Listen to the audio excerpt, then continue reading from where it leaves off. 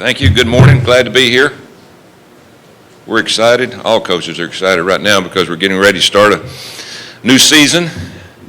It's not nothing that's different because we've all been working hard and putting this thing together for the last 8 months after everybody's season has ended.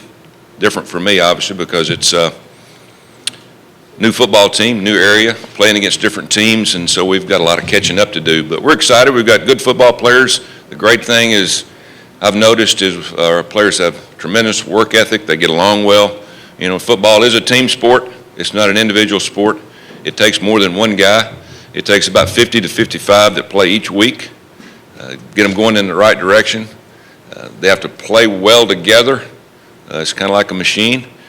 And again, it's one guy is not going to win for you. You have to have a lot of people. So our players have worked hard. I've got a good young coaching staff that has hit the ground running. We've recruited awfully hard. We had good spring practice. The key is your strength and conditioning staff to get these guys in the shape that you want in terms of your philosophy. And again, going back to what I said originally, was the work ethic has been outstanding. So we're excited about the first year of coaching in this league with some new players. Cincinnati has been one of the bright spots in college football for the last 6 or 7 years, 4 times winning 10 games. That doesn't happen very often. Playing in 2 BCS bowl games, having the opportunity to be on the big stage. And so being at Cincinnati for me, I'm excited to try to keep it going and to improve it. There's been some good coaches come through Cincinnati the last few years. I can remember playing against Cincinnati in 1986 at the University of Miami. We go to Nippert Stadium and packed house, and they didn't have quite the football team that they put on the field for the past few years.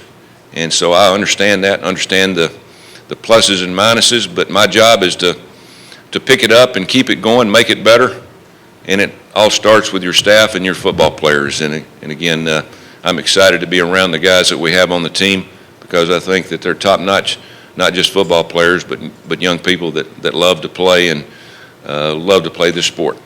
Questions? If you have questions for Coach Tuberville, raise your hand. We'll get a microphone over to you.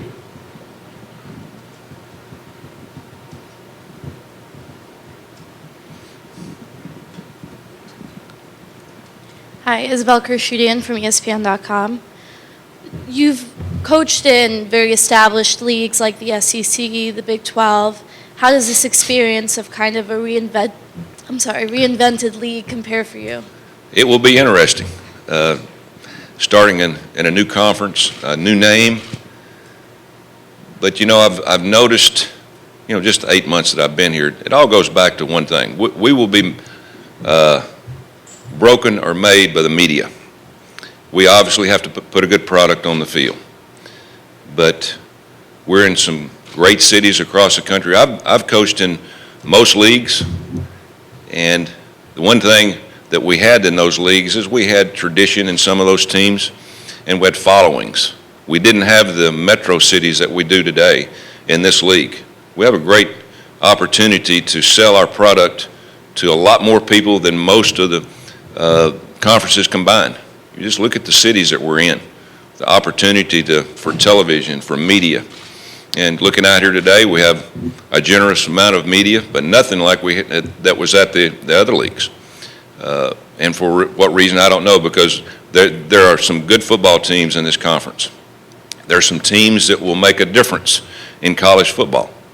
And we'll only do it, though, no matter how good we are, if we're followed by media and television. And so we're going to do our part as coaches and players. We're going to put a great product out there. If we get help from the media and from television, then we will be sold like the rest of the conferences. And again, I've been to the top, and I've seen it happen.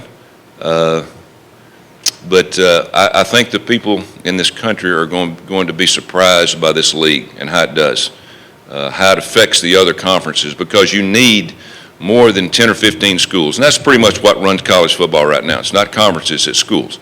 And so I think we bring a different product. I think we bring a lot more fan interest from all the big cities, from Houston to Memphis to Tampa, Orlando, Cincinnati. All those schools have a tremendous amount of population in terms of the difference in the other conferences I've coached in. So I think we've got a great opportunity. We're going to need some help from you. We're going to need some help from television. But again, we're going to need to do our part. We're going to need to sell it. We're going to need to go out every day and be positive about what we're doing. We're going to have to go out and play some of the other teams, which we are. We'll not only play some, we'll beat most of them because this conference will play good football. And it's about recruiting. And I've had a lot of talk from a lot of the recruits that's come to me. Coach, I've got an opportunity to go to the SEC. I've got an opportunity to go to the ACC. You know, what kind of conference you're going to have. And we've been very honest with them. You know, it's a new conference, but you have a chance to come here and play in big cities, travel and see different places. And some players have jumped on board and some have not. But it will get better. Our recruiting has been excellent the last 3 or 4 months. Now that we've gotten into named a conference and what we're doing and the plan that we have. So we have good leadership. We have some of the best coaches in college football that coach in this league. We have some of the best players. We need the opportunity to put it on that stage.